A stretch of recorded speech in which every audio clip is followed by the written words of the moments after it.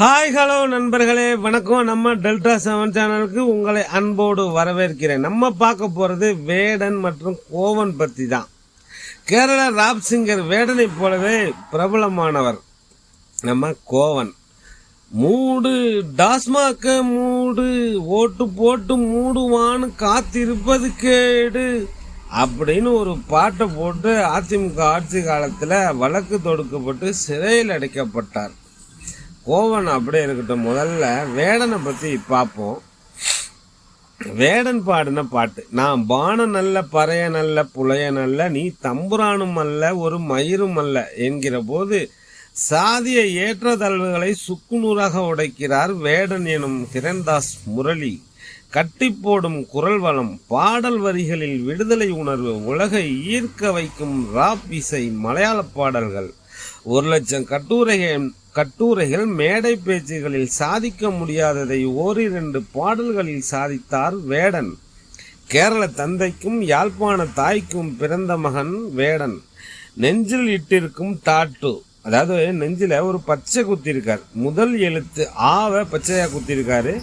இதற்கு அவர் கொடுக்கும் விளக்கம், ஆ என்றால் அம்மா, அப்பா, அன்பு, அறிவு, அழகு, அரசியல், அஞ்சாமை என்று அருமையான விளக்கம் கொடுத்தார். தாய்மொழி மீது அவர் வைத்திருக்கும் பற்றை நினைக்கும் போது சிலிர்த்து போகிறது.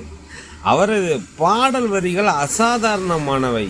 நீர்நிலங்களில் உடைமை யாரிடம் உள்ளது?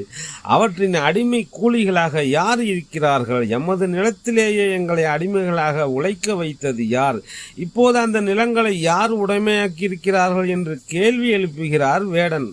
ஆயிரக்கணக்கான நிலங்களை வேளாண்மைக்காக திருத்தியது யார்? அந்த நிலங்களில் குளம் வெட்டியது எத்தனை பேர்? முதுகு கூனி தலையை தாழ்த்தி வாழும் இந்த நிலை இன்னும் எத்தனை நாள் என்று வரிகளை கேட்கும் போது உடல் முழுவதும் சிலிர்க்கிறது. வேடன் என்கிற பாட்டுக்காரனின் பாடலை கேட்கும் போது அந்த கூட்டமே துள்ளி குதித்து ஆட்டம் போடுகிறார்கள் மகிழ்ச்சியில்.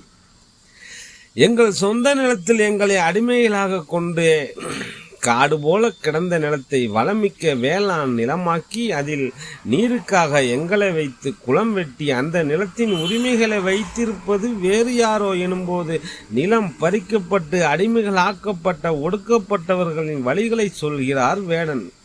நீ பிறந்த உன் மண்ணிலேயே உன்னை கண்டால் வெறுப்பு, அந்த உடல் கருப்பு, வெயிலில் வேலை செய்வதால் ஏற்பட்ட கருப்பு, உன் சமையலறையில் அடுப்பு எரியாமல் குழந்தைகள் பாதி வயிறு நிரம்பிய நிலையில் கிடக்கிறார்கள் என்கிற குரலற்றவர்களின் குரலாக ஒலிக்கிறது வேடனின் குரல்.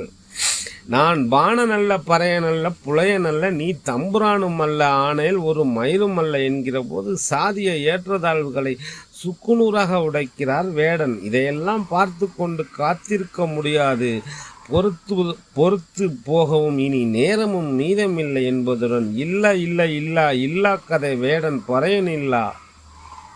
காடு கட்ட வந்த நாட்டில் சோறு கேட்டவன் மறிக்கும் என்கிற வரியில் சோறு கேட்ட ஒருவரை அடித்தே கொன்ற நிகழ்வதையும் பதிய வைக்கிறார் வேடன். 1000 ஆண்டு காலம் அடிமைப்பட்டு கிடக்கும் மக்களின் குரல் வேடனின் குரல். சவுத் இந்தியாவில் இது மாதிரி நிறைய புரட்சிகர பாடகர்கள் இருந்திருக்காங்க. தெலுங்கானாவில் கத்தார்னு ஒரு புரட்சி பாடகர் பல எழுச்சி மிகுந்த பாடல்களை பாடியிருக்கார். கத்தாரோட வாழ்க்கை வரலாறு சினிமா படமாகவும் எடுத்திருக்காங்க. சரி, நம்ம ஊரில் ஒருத்தர் கோவன்னு இருக்கார். அவர் இப்போ எங்கே இருக்காருன்னு தெரியல. டாஸ்மாக்கு எதிராக ஒரு பாட்டு போட்டார். ஆட்சி மாற்றம் வந்தது, அப்படியே அமுங்கிட்டார். இப்போ நடிகர் விஜய்க்கு எதிராக பாட்டு போட்டுக்கிட்டு இருக்கார். கள்ளக்குறிச்சியில் கள்ளச்சாராயம் குடித்து மக்கள் உயிரிழந்த போது கோவனை தேடாத சோசியல் மீடியா போராளிகளே இல்லை. இந்த கோவன் மாதிரி ஆளுங்களால தான் உண்மையான புரட்சி பாடல்களை மக்கள் நம்ப மாட்டுறாங்க. நீங்கள் மக்களுக்கு நேர்மையாக இருந்தால் மக்கள் உங்களை தூக்கி வைத்து கொண்டாடுவார்கள் என்பதற்கு வேடன் மிகச்சிறந்த உதாரணம். கோவனை போல் போலியாக இருந்தால் மக்கள் அவர்களை ஒதுக்கி விடுவார்கள்.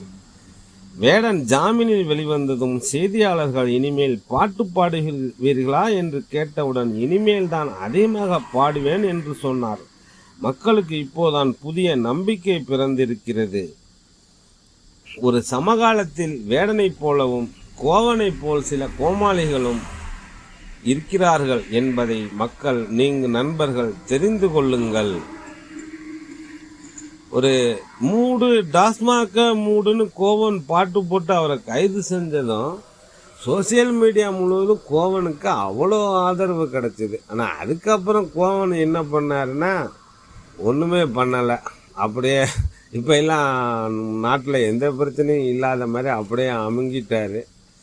இல்லை அமுக்கப்பட்டாரான்னு தெரியல. இருந்தாலும் வேடனை போல் சில பேர் நமக்கு நம்பிக்கை அளிக்கும் விதமாக வந்துட்டு இருக்காங்க.